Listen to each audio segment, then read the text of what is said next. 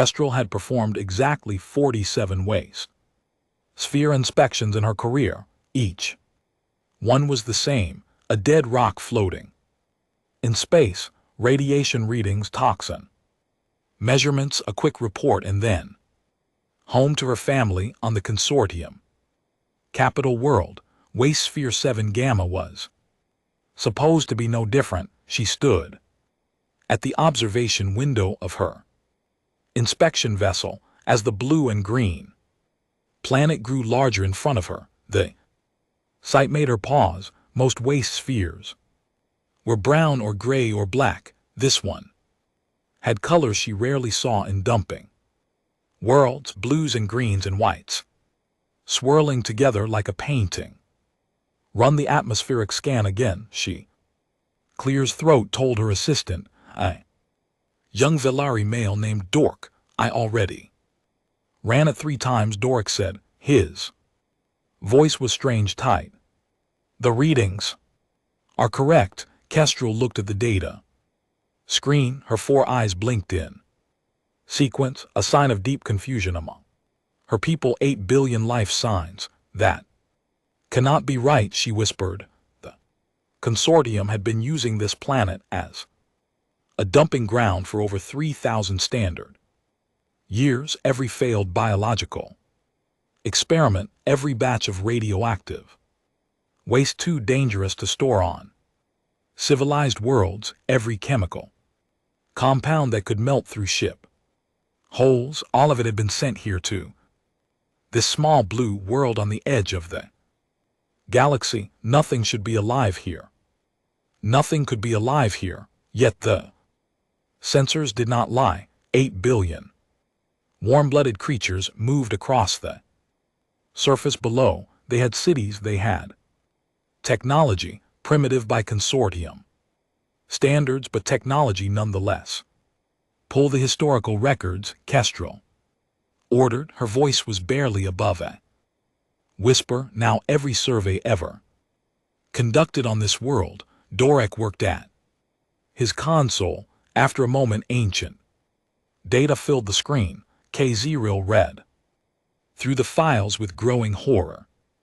The first survey was conducted 4,000 years ago, a routine check of the planet before it was designated for waste disposal. The survey team had noted the presence of primitive mammals, hairless creatures that walked on 2 legs and lived in small tribal groups. They use stone tools and fire. They had not yet developed written language. Consortium scientists of that era had calculated their survival chances once dumping began. 0%. The note at the bottom of the survey was written in cold clinical language. It stated that the primitive life forms would be eliminated within 200 years of regular waste disposal. Their extinction was considered acceptable. The planet's remote location and lack of strategic value made it perfect for waste storage. Kestrel felt sick. She scrolled through more records. A second survey conducted 500 years after dumping began. Scientists had expected to find bones. Instead, they found the mammals still alive, still breeding, still building. The report noted this as an anomaly and recommended increased dumping to finish what they had started. The dumping was increased. A third survey, a fourth, a fifth. Each time the scientists expected extinction. Each time they found the creatures still there, adapting, growing, building larger structures, developing more complex tools. By the 10th survey, someone had given the creatures a name. They called themselves humans. The consortium stopped sending surveys after that. It was easier to simply not look, to pretend the waste was falling on empty rocks, to file the paperwork and move on to the next dumping run. 3,000 years of poison had fallen on this world, 3,000 years of death raining from the sky, and somehow Impossibly, the humans had survived all of it. Kestrel turned away from the data screen. She walked back to the observation window and stared at the planet below. Somewhere down there, 8 billion beings lived their lives without knowing the truth. They woke up each morning without knowing that the galaxy had tried to kill them. They raised their children without knowing that their very existence was considered impossible. What do we do? Dor asked. His voice shook. Kestrel closed her 4 eyes. This was beyond her authority, beyond anyone's authority at her level. She was a simple inspector. She measured radiation and checked toxin levels. She was not equipped to handle the discovery that the consortium had been accidentally poisoning ascension species. For 3 millennia, we report, she said finally. We report and we let the council decide. She returned to her command chair and began composing the most difficult message of her career. Her fingers trembled as they moved across the console. She chose her words carefully, knowing that they would cause panic at the highest levels of consortium government. The message was simple. Waysphere 7 Gamma was inhabited by a sentient species. The species had been exposed to consortium waste for over 3,000 years. The species was still alive. She sent the message and waited. The response came faster than she expected. Within 1 standard hour, her communication console lit up with an incoming transmission from the Consortium High Council itself. The face that appeared on her screen was one she recognized from news broadcasts. High Counselor Vithron, leader of the Consortium's governing body. Inspector Kestrel, the High Counselor said. His voice was calm, but Kestrel could see the tension in his features. You will speak of this to no one. You will delete all records of your findings from your ship's database. You will return to the capital immediately for debriefing. High Counselor Kestrel said carefully. The records show that we have been. I am aware of what the records show. Vithan interrupted. This situation requires careful management. The humans must never learn what we have done. Do you understand? Carol understood. She understood that she was being asked to participate in the cover-up of the greatest crime in consortium history. She understood that her career and possibly her life depended on her obedience. She also understood that 8 billion innocent beings had been poisoned for 3,000 years by an organization that considered itself the moral authority of the galaxy. I understand, High Counselor, she said. But even as she spoke the words, something had changed inside her. Some small seed of doubt had been planted. Some tiny voice asked a question she could not silence. What else had the consortium hidden? The transmission ended. Kestrel sat in silence for a long moment. Then she turned to Dork. Make a copy of all data, she said quietly. Every record, every reading, every file. Store it somewhere safe, somewhere the council cannot access. Dork stared at her. Inspector, the High Counselor ordered. I know what he ordered. Kestrel looked back at the planet below, at the blue oceans and green continents, at the swirling white clouds, at the world that refused to die no matter how much poison the galaxy threw at it. Make the copy, Doric. Something tells me those humans will need it someday. Far below, on the surface of the planet called Earth, a young girl named Maya looked up at the night sky. She was 12 years old and she loved the stars. She had a small telescope that her parents had given her for her birthday, and she spent every clear night searching the darkness for new wonders. Tonight she spotted something unusual, a faint light that did not move like the other stars. It held perfectly still against the background of space like an eye watching from the void. She did not know that she was looking at an alien spacecraft. She did not know that the light in her telescope belonged to a ship full of beings who had just discovered the greatest secret in the galaxy. She only knew that the universe was vast and beautiful and full of mysteries waiting to be solved. Maya made a wish on the strange new light. She wished to know everything, to understand every secret the stars held, to finally learn the truth about her world and her place in the cosmos. She did not know that her wish would soon come true. She did not know that the truth would be far more terrible and wonderful than anything she had ever imagined. She only knew that the night was beautiful and the stars were calling her name. Above her, the inspection vessel began its journey back to the consortium capital. Kestrel sat in her command chair and thought about the humans below. She wondered what they would do when they finally learned the truth. She wondered if they would forgive the galaxy for what it had done to them. She wondered if they would even survive long enough to find out. The answer to that question would change everything. It would shake the foundations of galactic civilization.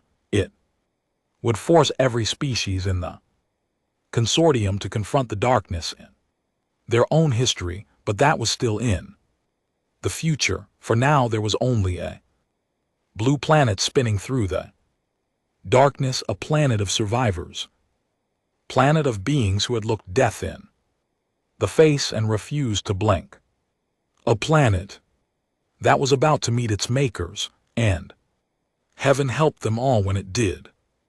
The news of first contact spread across Earth like wildfire.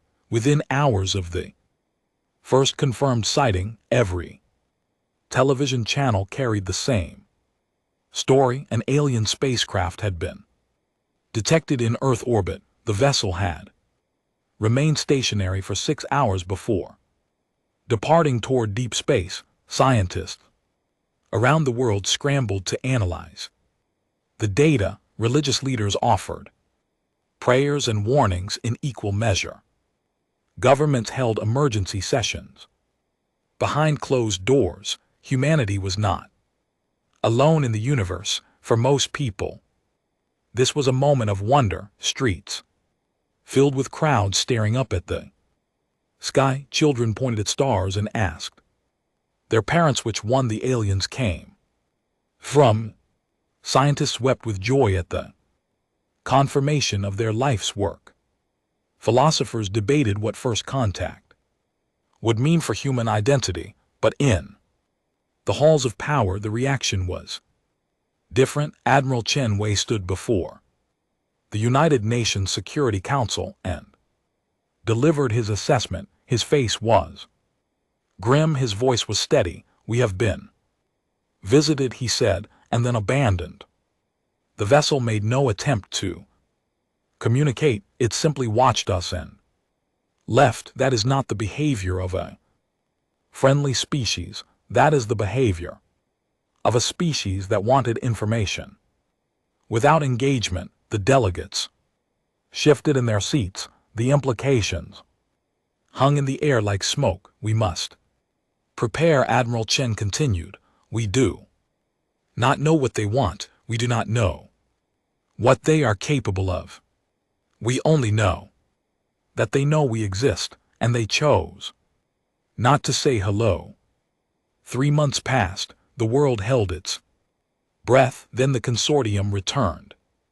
This time they came with a proper delegation. 3 massive vessels entered Earth orbit and broadcast a message of peace and friendship in 17 different human languages. The translation was imperfect but understandable. The consortium had just discovered humanity. They wanted to welcome Earth into the galactic community. They came as friends. World celebrated again, but this time there were more questions than answers. United Nations Secretary General Amara Okonkwo led the human delegation that met with the consortium representatives. The meeting took place on the largest of the 3 vessels in a chamber, specifically designed to accommodate human physiology. The aliens had done their research. The atmosphere was breathable, the gravity was comfortable. The lighting was adjusted to human preferences. The consortium ambassadors were a species called the Velari. They had 4 eyes and skin that shifted colors based on their emotional state. Their leader was a tall being named Toril, and his skin glowed a warm orange that supposedly indicated friendliness and openness. "We are honored to meet you," Toril said. His voice was smooth and practiced.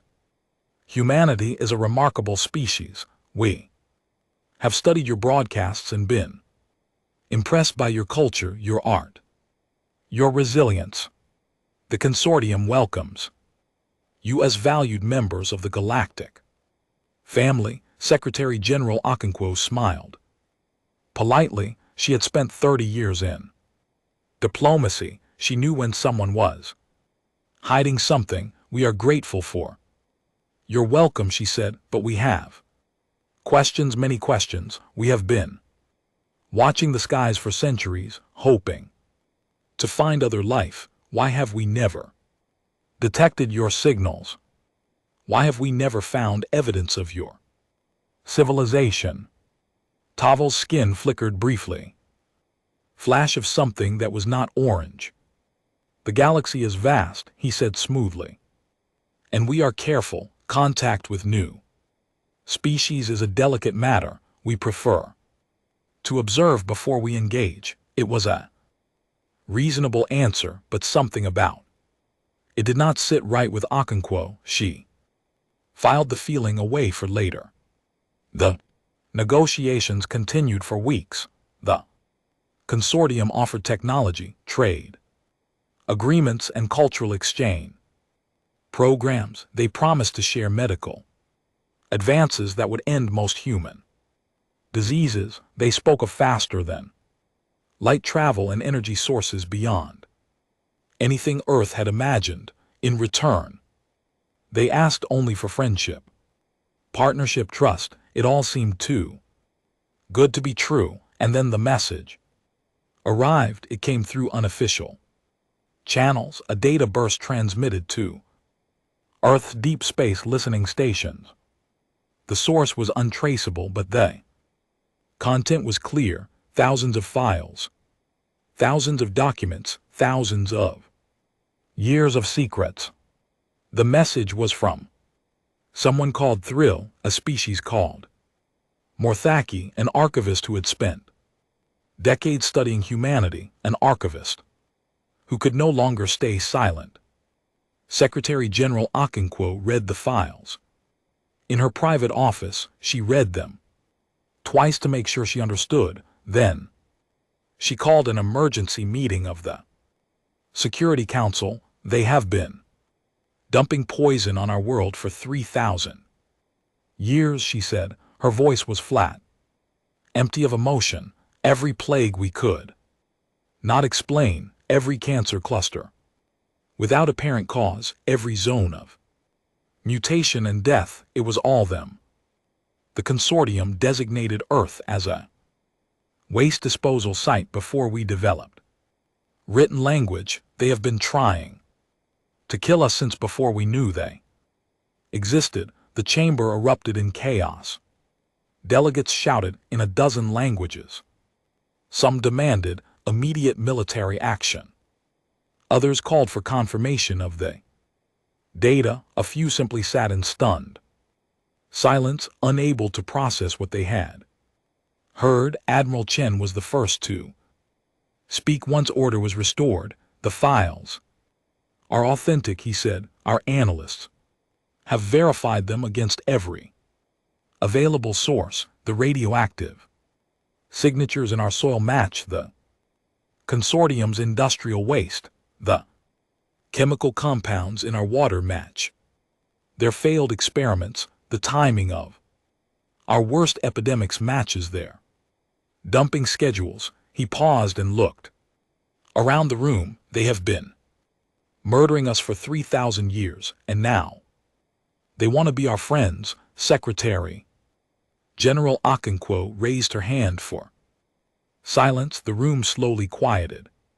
We have a choice, she said. We can respond with anger. We can demand justice. We can threaten war against an enemy that possesses technology far beyond our own, or we can do something else. She looked at the faces around her, faces from every nation on Earth, faces that had spent centuries fighting each other over land and resources and ideology, faces that had somehow found a way to work together despite all their differences. They expect us to rage, she said quietly. They expect us to threaten and bluster and ultimately fail. They have seen countless species do exactly that. They know how to handle anger. They know how to manage threats. She stood and walked to the window that overlooked the city below. Millions of people going about their lives.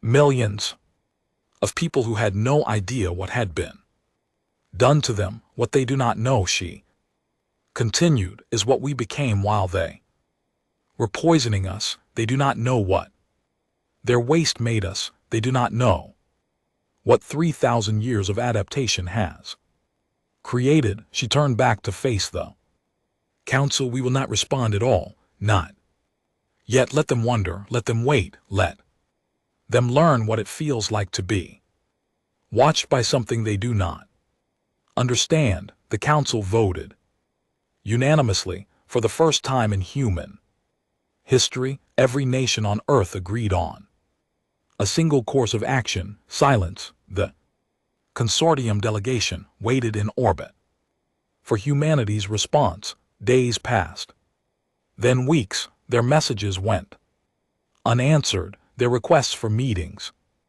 were ignored. Their gifts sat unopened in diplomatic pouches. Ambassador Toril paced the deck of his vessel and tried to understand. He had dealt with dozens of newly contacted species. Some had been angry, some had been afraid, some had been overwhelmed with joy. None of them had ever simply stopped talking.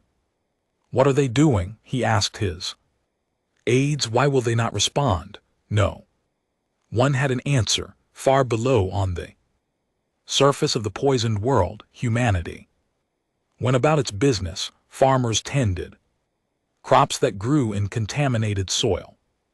Workers built cities on foundations of radioactive waste. Children played in fields where alien weapons had failed to take hold. They had survived everything the galaxy threw at them, and now they knew why. The galaxy owed them a debt beyond calculation. And humanity was very, very patient when it came to collecting debts. The consortium had made a terrible mistake. They had not simply failed to kill humanity. They had accidentally given humanity a reason to pay attention to the stars, and now the stars were going to learn what that meant. Dr. Yara Mai had spent her entire career studying human genetics. She had published hundreds of papers on human adaptation and evolution. She had won awards and received grants and earned the respect of her peers around the world. None of it had prepared her for what she was looking at now. She stood in a laboratory deep beneath the Swiss Alps. Around her, a team of scientists from every major nation worked in stunned silence. They had been given access to consortium medical technology as part of the first contact agreements they had been using it to study human biology at a level never before possible. What they found had rewritten everything they thought they knew about their own species. The cellular structure is remarkable, said Dr. Kenji Watanabe, her colleague from Japan. His voice was hushed with awe. Look at the mitochondrial adaptations. These are not natural mutations. These are responses to specific environmental pressures. Dr. Medi nodded. She understood human cells had evolved to process compounds that should have killed them. Radiation that would destroy other species was absorbed and neutralized by human tissue. Toxins that would paralyze alien nervous systems were broken down and converted into harmless substances. Humans were not simply survivors, they were biological recycling plants. It gets stranger, said Dr. Almide Adami. From Nigeria, he pulled up a new display showing brain scans. The human immune system has developed responses to threats that do not exist naturally on Earth. Our ancestors developed antibodies to alien bioweapons before those bioweapons were ever released. It is as if our evolution knew what was coming. That is impossible, Dr. Medi said, but even as she spoke she knew that impossible had lost all meaning. The data continued to accumulate. Human bones were denser than they should be, strengthened by constant exposure to heavy metals.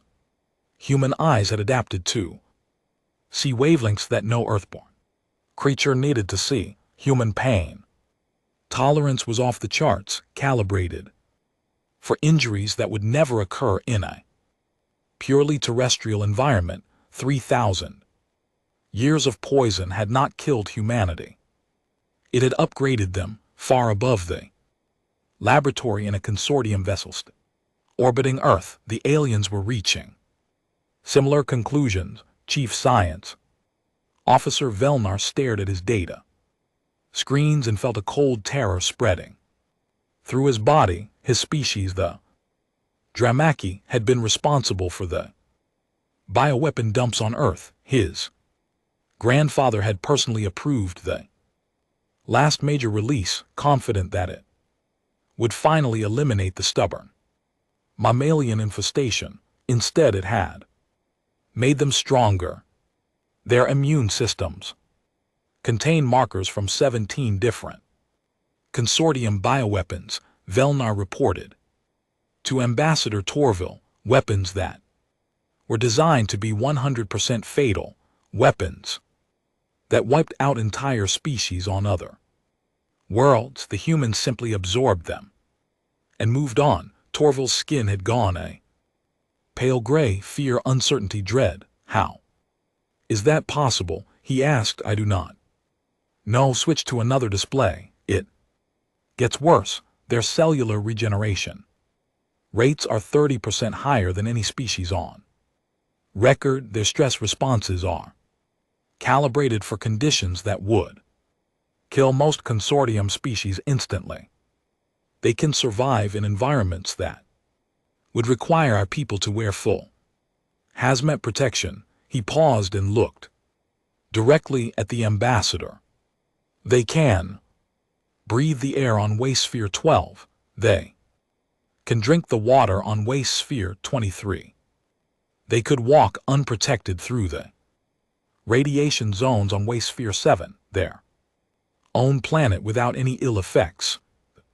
Implications hung in the air between them. We did not poison them, Velnar said slowly. We inoculated them. We spent 3,000 years giving them resistance to every deadly thing in our arsenal. We created the most adaptable species in the galaxy, and we did it completely by accident. Torville sank into his chair. His skin cycled through colors too fast to read. The council must be informed. The Council already knows, came a new voice. Both aliens turned to see High Counselor. Bethron stepping through the door, he looked old, tired. The weight of 3,000 years of secrets pressed down on his shoulders. I have just returned from an emergency session. Father said the situation is worse than you know. Archivist THRL has released everything, every dumping record, every survey, every internal memo discussing the humans. The entire consortium is in chaos. Toro found his voice. What do the humans want? They have been silent for weeks. What are they waiting for? That is the question that terrifies me most. Vithan admitted, we have studied their history. When humans are angry, they strike fast and loud. When they are planning something, they go quiet. He walked to the observation window and stared down at the blue planet below. They are quiet now. On Earth, Secretary General Okonkwo finally called a meeting with the consortium delegation. It had been 6 weeks since the truth was revealed, 6 weeks of silence from humanity, 6 weeks of mounting terror among the aliens.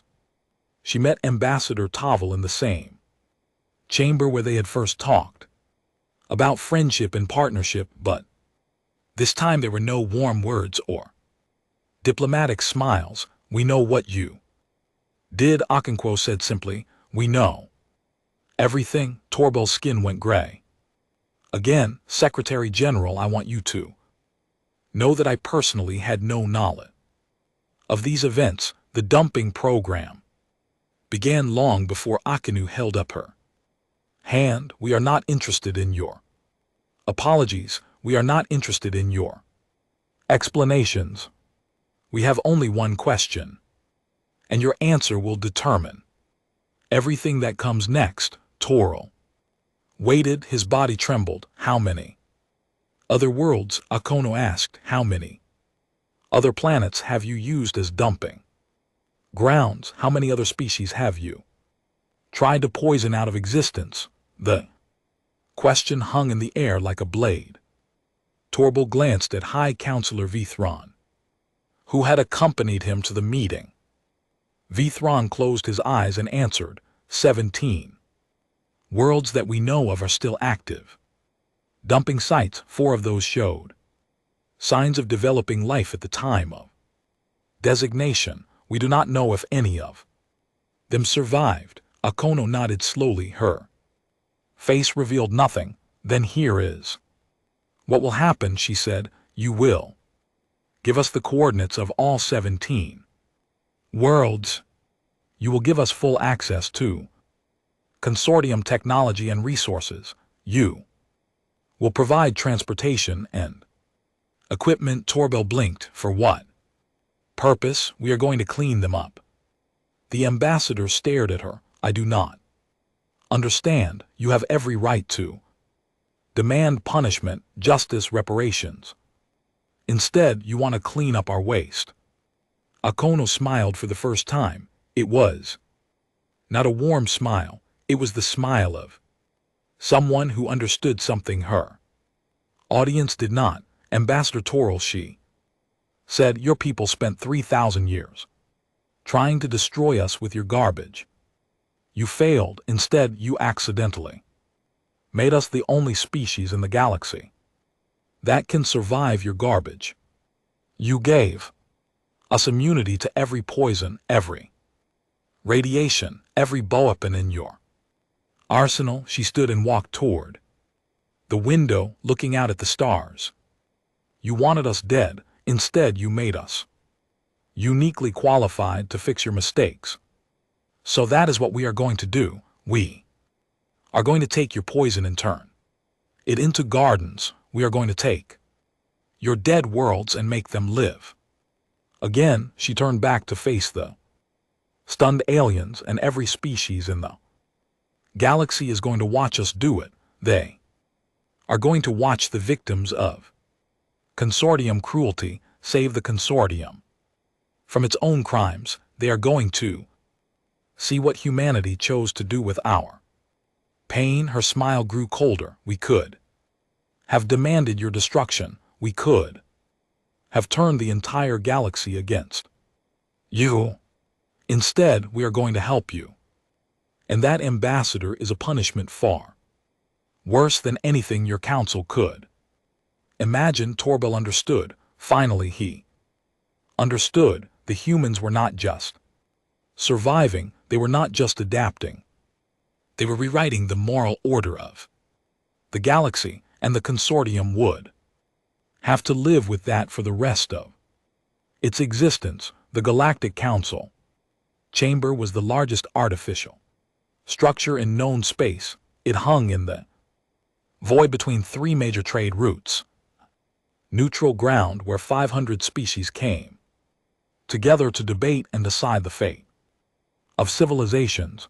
Today every seat was filled. Ambassador Elena Vasquez stood at the central podium and looked out at the gathered representatives. 500 species, thousands of individual delegates, millions of years of combined history, and all of them were staring at her. She was the first human to ever address the full council. She was also the youngest ambassador in the human delegation. Secretary General Okonkwo had chosen her specifically because she represented what humanity could become, rather than what it had been. Elena was 28 years old. She had grown up in a village built on the ruins of a chemical waste dump. Her grandmother had died of cancers that doctors could not explain. Her mother had been born with mutations that should have killed her before her first birthday, and here she was, standing before the galaxy, speaking for her entire species. Honored representatives, she began. Her voice was calm and steady. I am here to present evidence of crimes that span 3,000 years.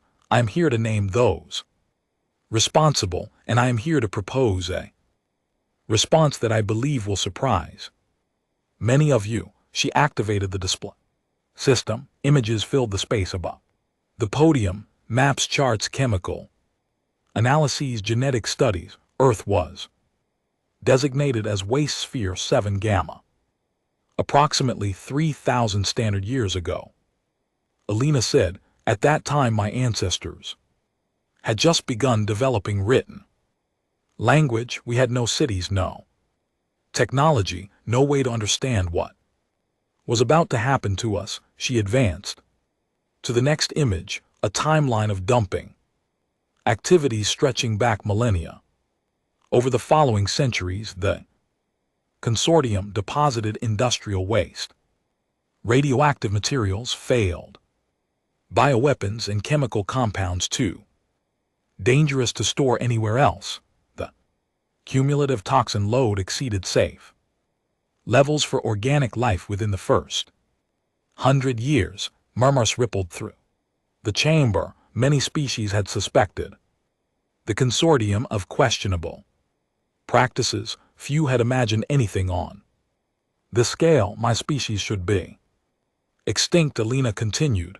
Every model predicted our elimination within 2 centuries. Instead, we adapted, we evolved, we survived. She displayed the biological data that Dr. Mehdi's team had compiled: human cellular structure, immune system adaptations, the strange genetic markers that should not exist.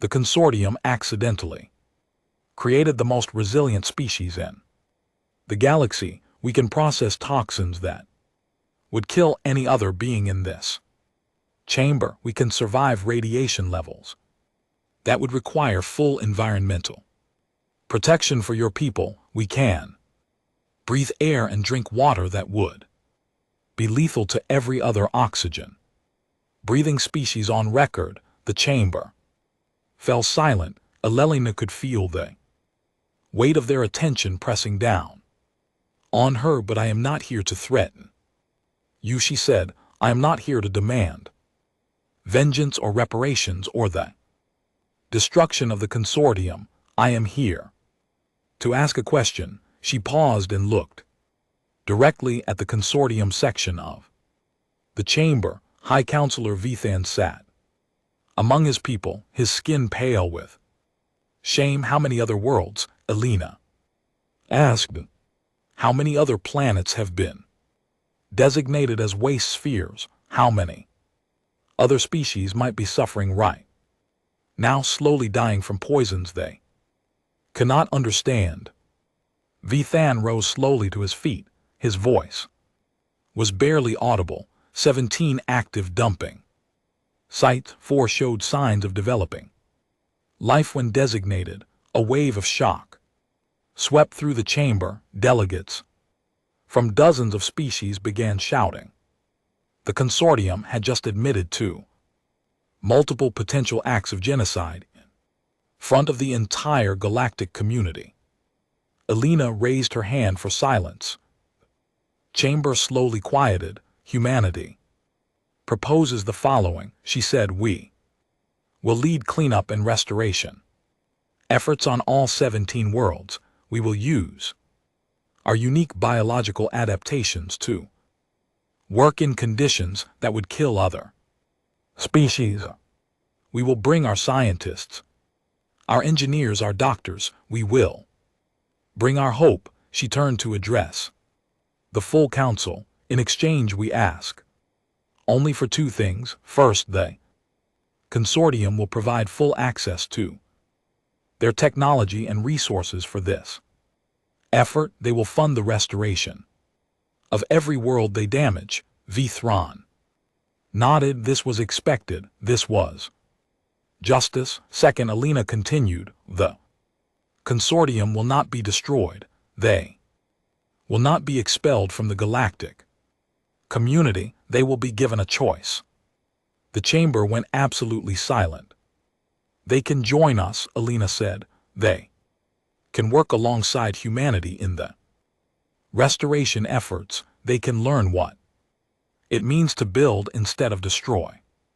They can show the galaxy that even the worst crimes can be answered with something other than vengeance. She paused to let her words sink in. Or they can refuse. They can hide from their crimes. They can pretend that 3,000 years of poison never happened, and they will spend the rest of their existence watching the species they tried to murder save the worlds they tried to destroy. Alina stepped back from the podium. The choice is theirs, but either way, humanity will go to those poisoned worlds. We will clean up the consortium's garbage, and we will do it not because we forgive them, but because we know what it feels like to grow up in a wasteland. No other species should have to endure what we endured. The vote was unanimous. The restoration initiative was approved by every single representative in the chamber. Even the consortium delegation voted in favor, too stunned and ashamed to do otherwise. After the session ended, High Counselor Bethron approached Alina. His skin had shifted to a deep purple that she had learned indicated profound emotion. I do not understand, he said quietly. We tried to kill your entire species. We poisoned your world for 3,000 years.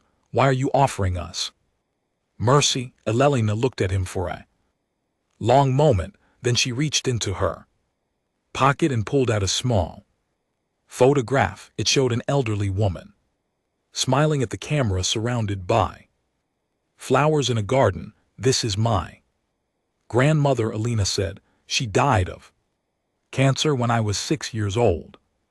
Cancer caused by consortium waste that had seeped into our water supply. She spent her last years planting flowers in the contaminated soil around our village.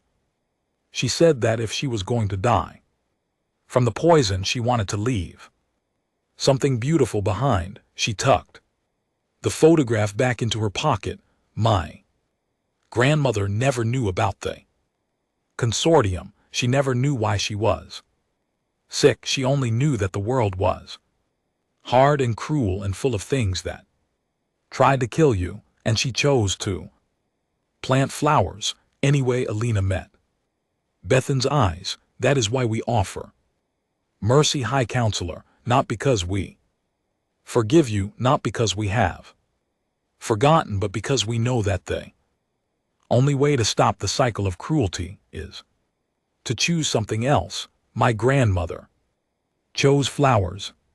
My species chooses restoration. She began to walk away, then paused and looked back. You have a choice now too. You can help us plant flowers, or you can watch from the sidelines while the species you tried to destroy saves the galaxy from your mistakes. She smiled. It was a tired smile, but it was genuine. Choose wisely, High Counselor. The galaxy is watching. Vithan stood alone in the empty chamber for a long time after she left.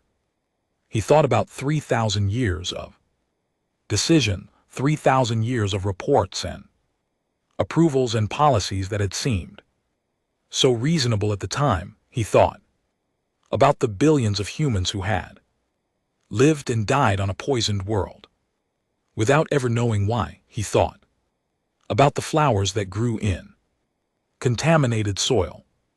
And for the first time in his very long life, he began to understand what true strength looked like. It did not look like power. It did not look like vengeance. It did not look like the cold calculations of cost and benefit that had guided the consortium for millennia. It looked like a young woman with a photograph in her pocket, offering mercy to those who had tried to murder her ancestors. It looked like humanity. 20 years had passed since the Restoration Initiative began. THRL, the Marthaki archivist who had revealed the truth about Earth, stood on a hillside and watched the sun set over a valley that should not exist. The sky was purple and orange, colors that would have been impossible here just 2 decades ago. The air smelled of growing things, of life returning to a place where nothing should have survived. This was Waster, or as the humans called it now, New Dawn. Behind THRL, a group of children played in a meadow. Some of them were human, others belonged to species that had been developing on this world when the dumping began. They had survived just barely, hiding in caves and eating whatever scraps they could find that did not kill them outright. The humans had found them during the first cleanup expeditions, starving, sick, barely clinging to life after generations of slow poisoning. Now their children played with human children under a clean sky. Beautiful, is it not?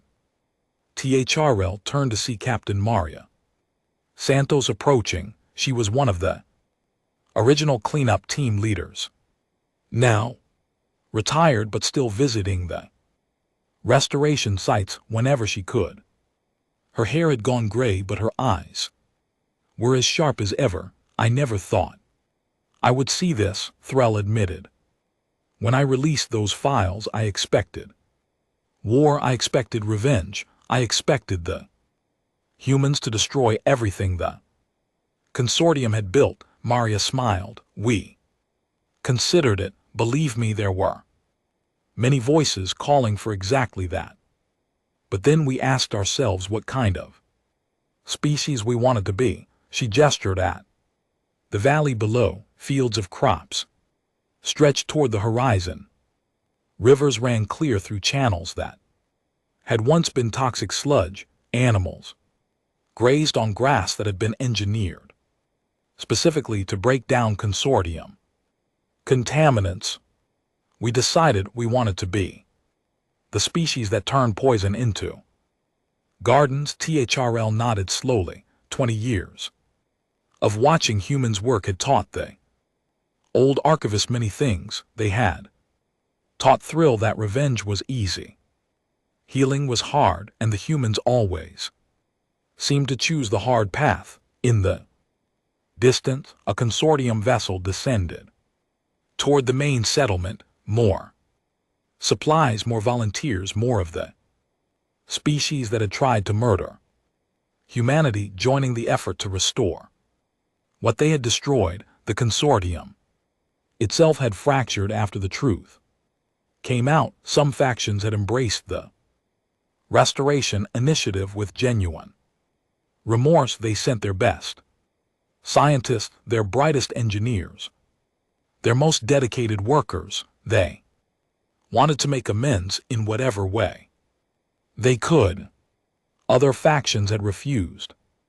They claimed the humans were exaggerating. They insisted the dumping had been justified. They retreated into isolation and denial. Those factions were shrinking every year. It was hard to maintain denial when the evidence was broadcast across the galaxy, when the restoration sites became tourist destinations, when species after species watched the humans transform wastelands into paradises. Have you heard the latest news? Maria asked. THRL shook his head. They found something on Waste Sphere 15, Maria said. Her voice was strange, thoughtful. Deep in the old waste deposits, evidence of a previous civilization, a very old one. THRL felt a chill. What kind of evidence? Dumping records, survey data, designation orders. Maria paused. The consortium was not the first to use that world as a garbage dump. Someone else did it to them millions of years ago. The implications settled over Thrill like a cold wind. The consortium was once like humanity, a species on a poisoned world. It appears so. They survived, they adapted, and then they forgot. They became the very thing that had tried to destroy them. Maria looked out at the valley, at the children playing, at the ships bringing supplies, at the flowers blooming in soil that had once been toxic waste. The humans found records of that ancient civilization. Too, they were called the Vorathi. They poisoned dozens of worlds across the galaxy, and then they vanished. No one knows what happened to them. THRL understood. The Vathai had started a cycle of cruelty that had echoed across millions of years. They poisoned the ancestors of the consortium. The consortium poisoned Earth, and the cycle could have continued forever, but it had not continued because one species had chosen differently. You broke the cycle, THRL said quietly. Maria nodded. We hope so. We try to teach the children about what happened, about the variant, the consortium in Earth. We try to make sure they understand that cruelty is a choice, and so is mercy. Evening came to new dawn. The purple sky faded to black, and stars appeared above the restored world. Somewhere out there, more cleanup teams were working on other poison planets. More gardens were being planted in more wastelands. On Earth itself, the contamination levels had dropped by 80%. Areas that had been toxic for millennia were now safe for habitation. Children swam in rivers that their grandparents had been warned never to touch, and the humans kept working, kept planting, kept healing. Kessel, the inspector who had first discovered the truth about Earth, had become one of the most prominent voices in the restoration movement. She gave speeches across the galaxy about what she had seen, about the humans who should not have survived, about the species that turned its own murder into a mission of mercy. They asked me once what I thought when I first saw their planet. Kestrel would say in her speeches, I thought I was looking at a graveyard, a monument to consortium cruelty.